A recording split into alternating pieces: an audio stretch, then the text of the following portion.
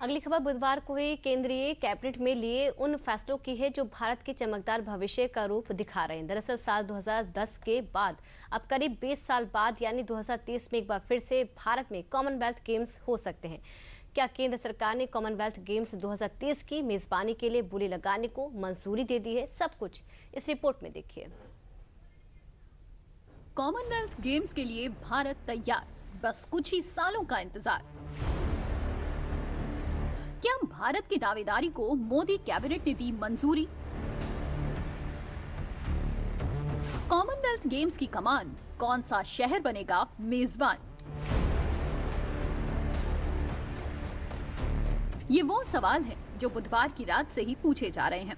हर हिंदुस्तानी के लिए ये पल एक नए कल की आहट दे रहा है, क्योंकि भारत अब उस कॉमनवेल्थ गेम्स को होस्ट करने के लिए तैयार है जिसका आयोजन देश में आखिरी बार 15 साल पहले हुआ था और इसकी चर्चा ऐसे ही नहीं उठी है।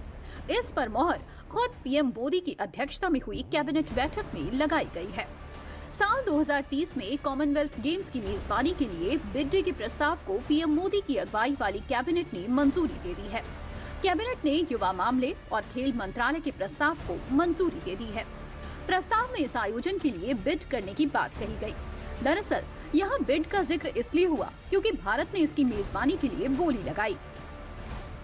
पीएम मोदी ने इस प्रस्ताव को मंजूरी दी तो गृह मंत्री अमित शाह ने सोशल मीडिया पर इसकी जानकारी शेयर करते हुए इस फैसले को भारत की खेल उत्कृष्टता को दिखाने और उसे नई गति देने वाला बताया और उन्होंने इसके लिए पीएम मोदी को धन्यवाद भी दिया। और इसी ट्वीट में गृह मंत्री अमित शाह ने ये भी साफ कर दिया कि 2030 में होने वाले इस कॉमनवेल्थ गेम्स की मेजबानी कौन सा शहर करेगा।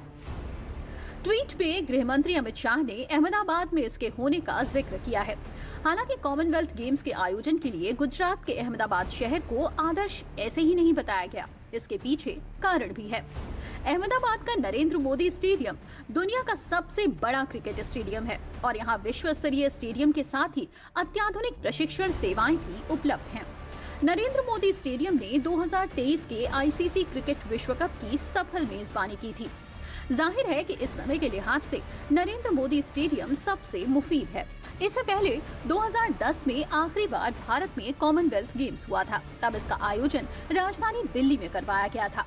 लिहाजा भारत ने इस खेल आयोजन की मेजबानी की इच्छा जताते हुए इससे जुड़े पत्र को जमा भी कर दिया है। मोदी कैबिनेट ने इसके साथ ही अलग अलग विभाग और प्राधिकरणों से जरूरी गारंटी प्राप्त करने के साथ मेजबान सहयोग समझौता करने, मेजबानी की बिड मंजूर होने की स्थिति में गुजरात सरकार को जरूरी आर्थिक सहायता देने के प्रस्ताव को मंजूरी दे दी है। कॉमनवेल्थ गेम्स में दुनिया के कुल 72 देशों के एथलीट भाग लेंगे। सरकार को उम्मीद है कि बड़ी संख्या में एथलीट, कोच और सपोर्ट स्टाफ के साथ ही तकनीकी अधिकारी, पर्यटक और मीडिया कर्मी भारत आएंगे। इससे स्थानीय व्यवसायियों को लाभ होगा और राजस्व भी उत्पन्न होगा।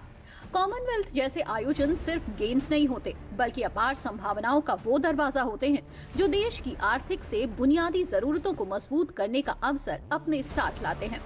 सरकार का भी मानना है कि कॉमनवेल्थ खेलों की मेजबानी से अर्थव्यवस्था पर भी दीर्घकालिक प्रभाव पड़ेगा।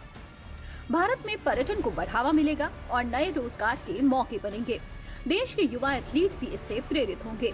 खेल विज्ञान, आयोजन के संचालन और प्रबंधन, लॉजिस्टिक्स और परिवहन समन्वय, प्रसारण और मीडिया, आईटी, जनसंपर्क और संचार जैसे क्षेत्रों में भी नए मौके बनेंगे। भारत ने पिछली बार 2010 में कॉमनवेल्थ गेम्स की मेजबानी की थी। वहीं इस बार कनाडा 2030 में होने वाले इस खेल आयोजन से पीछे हट गया था, जिसके बाद अब भारत को मेजबानी मिलने की संभावनाएं बढ़ गई हैं।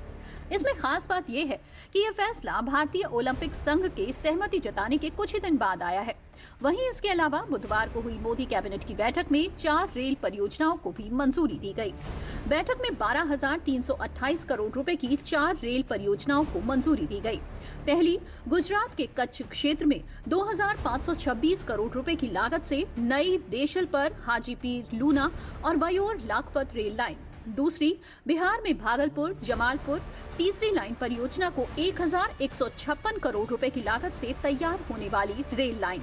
तीसरी, असम में फुरकटिंग, न्यू तिनसुकिया डबलिंग परियोजना पर 3,634 करोड़ रुपए की लागत से बनने वाली रेल लाइन। चौथी, कर्नाटक और तेलंगाना में 5012 करोड़ रुपए की लागत से सिकंदराबाद वाडी परियोजना को मंजूरी मिली है। इन चारों परियोजनाओं से 565 किलोमीटर रूट रेल मार्ग से जुड़ेगा। इससे 3108 गांवों और 47 लाख से ज्यादा लोगों को सीधा फायदा मिलेगा। इन चारों रेलवे प्रोजेक्ट्स के दौरान 251 लाख दिनों का रोजगार भी पैदा होने की उम्मीद है। अनुमान है कि हर साल 68 मिलियन टन अतिरिक्त माल ढुलाई संभव होगी। इससे रेल संचालन की क्षमता बढ़ेगी, भीड़ कम होगी और यात्रियों के साथ साथ उद्योगों को भी फायदा होगा। वहीं इसके अलावा कैबिनेट ने प्रधानमंत्री स्ट्रीट वेंडर्स आत्मनिर्भर निधि यानी पीएम स्वनिधि योजना को भी बढ़ाने का फैसला किया है। पीएम स्वनिधि योजना को 31 मार्च 2030 तक बढ़ाया है। योजना के लिए कुल 7,332 करोड़ रुपए का बजट तय किया गया है। अब पहले और दूसरे लोन की सीमा बढ़ा दी गई है। वहीं समय पर लोन चुकाने वाले वेंडरों को रुपे क्रेडिट कार्ड मिलेगा। साथ ही डिजिटल पेमेंट करने वाले वेंडर्स को रिटेल और होलसेल ट्रांजैक्शन पर 1600 रुपए तक का इंसेंटिव भी मिलेगा।